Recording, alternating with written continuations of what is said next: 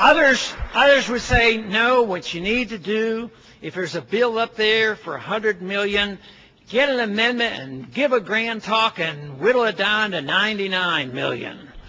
And I don't get any excitement out of that.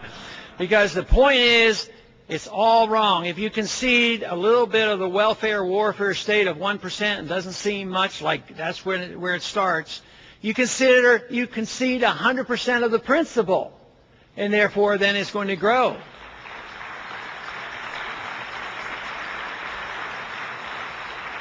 And you don't have a moral defense of the issue then if you concede that much. But I think that being precise and knowing what you believe in and perseverance can win out in the end.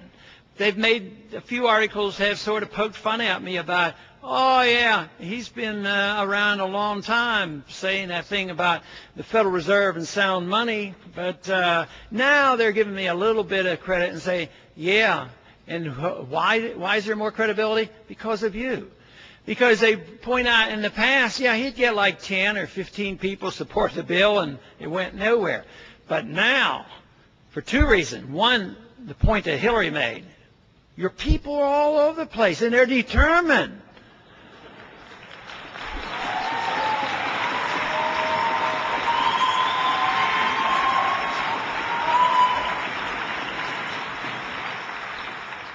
And because of 1207.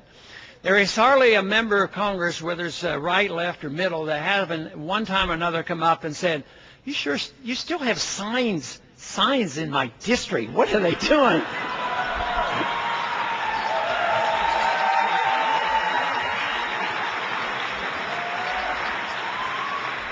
And I will sort of smile. I say, oh, yeah, some of them are a little bit confused. I said, I'll try and explain it to them. But where the real explaining is to them. They need to explain. But the point is that I think that is one of the reasons we have 88 Democrats on there. Because the signs aren't just in the Republican districts. They're in the Democratic district. Because the message of liberty is appealing across the board, and it's not just some right-wing group. This is a message of liberty.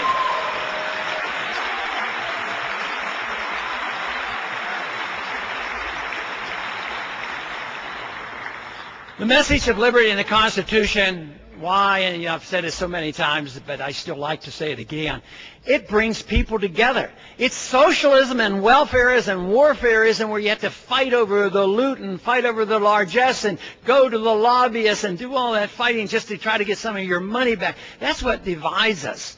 And yet, freedom brings us together. Freedom in economics is, I'm not going to tell you how you spend your money. If you want to waste it, waste it. You don't tell me how to spend my money. I'm not going to tell you about your religious values. That's your business. I'm not going to tell you about your sexual life. I don't even want to hear about your sexual life.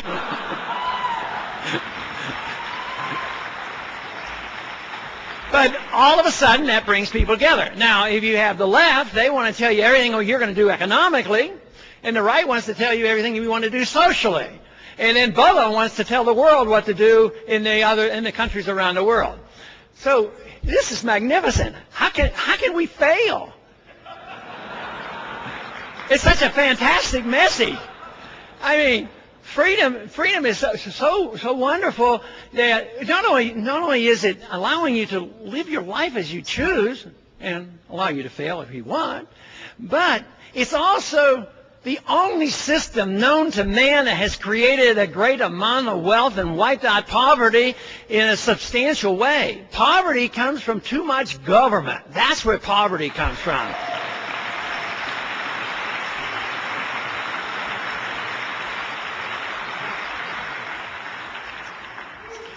You know, there's one principle that they used in our early years. It's too bad that we can't reinstate it, and maybe as we reinstate our Constitution, we'll allow this to happen again. The principle of nullification. Wouldn't that be great? You know, if we if we recognize the principle of nullification, that means the states could reject it. In fact, and that reminds me of, I didn't quite complete about the flag, but you know, the flag amendment, the pledge to the flag came out of the Civil War period, and it was to make sure that you never once again thought of a state as being a sovereign state, and that you never could leave. They got rid of one slavery and gave you another. That was the problem. But we need to think of nullification. If we had a true republic, the states could say, look, we don't like it, we're not going to follow that law. They have the right of nullification. The president doesn't have the right of executive orders or signing statements.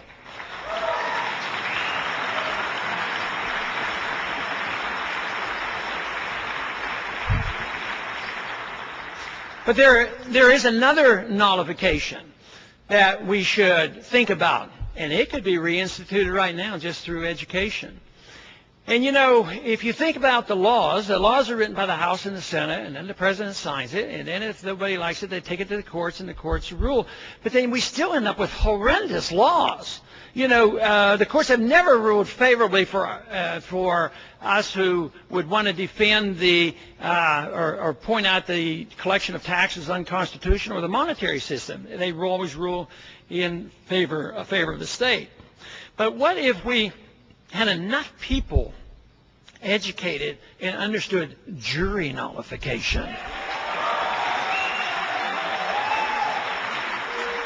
Where the jury, in the early years, the jury was instructed that they could rule both on the facts and the law. Today, they're told you can rule on the facts, but not the law.